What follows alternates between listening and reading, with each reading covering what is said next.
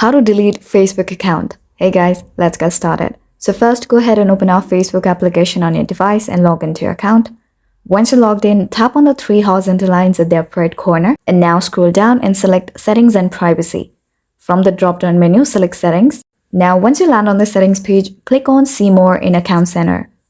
And now from here, tap on Personal Details. Next, select Account Ownership and Control.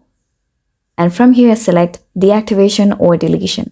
Once you're on the account deletion page, you'll be able to see two options, deactivate account and delete account. If you want to take a temporary break from Facebook, then select the deactivate account. But if you want to delete your account permanently, then simply select delete account and click on the continue button.